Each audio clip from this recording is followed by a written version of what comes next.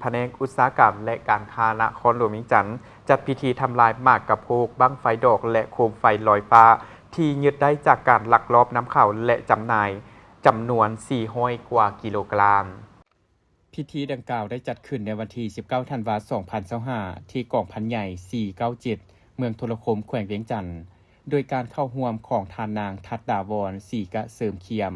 รองหัวหน้าแผนกอุตสาหกรรมและการค้านครหลวงเวียงจันทน์พันโทบัวลีกองอุเทนหัวหน้าแผนกเทคนิคกองพันใหญ่497มีห้องการอุตสาหกรรมและการค้าเมืองตำรวจป้องกันเศรษฐกิจตั้งหน้ากรมการค้าภายในพร้อมด้วยพนักงานวิชาการที่เกี่ยวข้องเข้าร่วมเป็นสักขีพยานท่านมโนศักดิ์ไสศิริกุลหัวหน้าแขนงการค้าภายในแผนกอุตสาหกรรมและการค้านครหลวงเวียงจันทน์ได้กล่าวว่าในระยะผ่านมาแผนกอุตสาหกรรมและการค้านครหลวงเวียงจันทน์ได้สมทบกับห้องการอุตสาหกรรมและการค้าเมืองสุ่มใส่จัดตั้งปฏิบัติคำสั่งเพิ่มทวีจัดตั้งปฏิบัติห้ามผลิตนำเข้าขนส่งซื้อขายมีไว้ในครอบครองจูดหรือหญิงหมากกระโพกบั้งไฟดอกโคมไฟลอยฟ้าและก่อเสียงแตกในตัวเมืองซานเมืองนครหลวงเวียงจันทน์ฉบับเลขที่01/จนวลงวันที่16 มังกร 2023ของนครหลวงเวียงจันทน์และขอตกลงว่าด้วยรายการสินค้าเกิดห้ามการนำเข้าและส่งออกฉบับเลขที่0848/อคลงวันที่13 กันยายน 2021ของกระทรวงอุตสาหกรรมและการค้าซึ่งได้กวดกาบรรดาห้างค้าขายยกขายย่อยตลาดจำนวน252หัวหน่วยและ17ตลาดผ่านการกวดกาได้พบเห็นการลักลอบนำเข้าและจำหน่ายหมากกระโพกบั้งไฟดอกดอกไม้ไฟโคมลอยฟ้าที่เป็นสินค้าเกิดห้ามนำเข้าและจำหน่ายจำนวน104หัวหน่วยรวมน้ำหนัก407.5 กิโลมูลค่า42 ล้านกว่ากีบเจ้าหน้าที่การค้าจึงได้เฮ็ดบทบันทึกกวดกาและยึดสินค้าดังกล่าวมาเก็บรักษาไว้เพื่อรอท่าทำลายตามระเบียบการดังนั้นมาในมื้อนี้แผนกอุตสาหกรรมและการค้านครหลวงเวียงจันทน์จึงสมทบกับห้องการอุตสาหกรรมและการค้า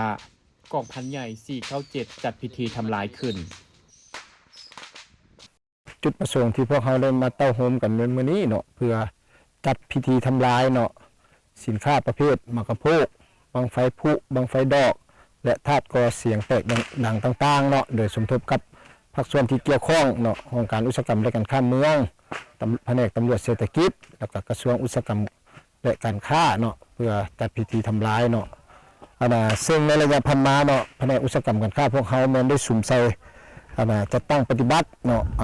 คำสั่งว่าด้วยการเพิ่มทวีการ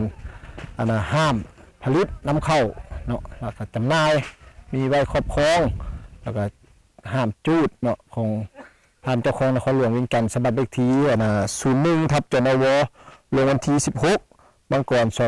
2023เนาะแล้วก็ข้อตกลงของกระทรวงอุตสาหกรรมและการค้าเนาะฉบับเลขที่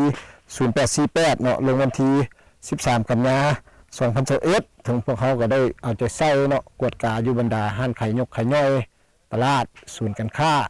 เนาะซึ่งผ่านการจัดตั้งปฏิบัติพวกเขาก็ได้พบเห็นนะผู้ละเมิดเนาะจำนวน104หัวหน่วยเนาะพวกเขาก็พบเห็นมากระโพกรวมทั้งหมด407.5 กิโลเนาะพวกเขาก็ได้ยึดมาเนาะคิดเป็นมูลค่าทั้งหมด42,595,000 กีบเนาะซึ่งพวกเขาก็ผ่านมาพวกเขาก็ได้มีการกล่าวเตือนเนาะหลายครั้งแล้วบอกฟังแล้วพวกเขาก็ได้มีการยึด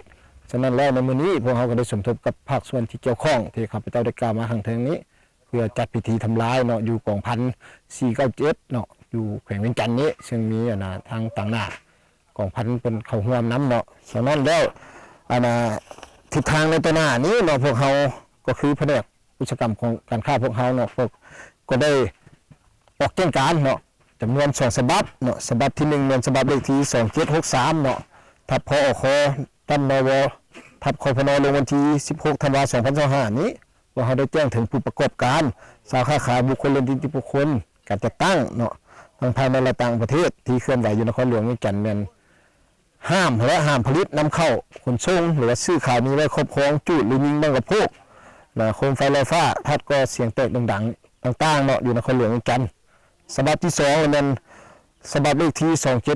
2764เนาะลงวันที่16 ธันวาคม 2025พวกเขาได้แจ้งถึงโครงการอุตสาหกรรมและการค้าเมืองเนาะเก้าตัวเมืองเรื่องเพิ่มทวีความรับผิดชอบ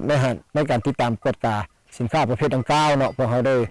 ออกจังการส่งฉบับแล้วก็ได้ลงทาง Facebook เนาะเพื่อให้สังคมได้รับทราบ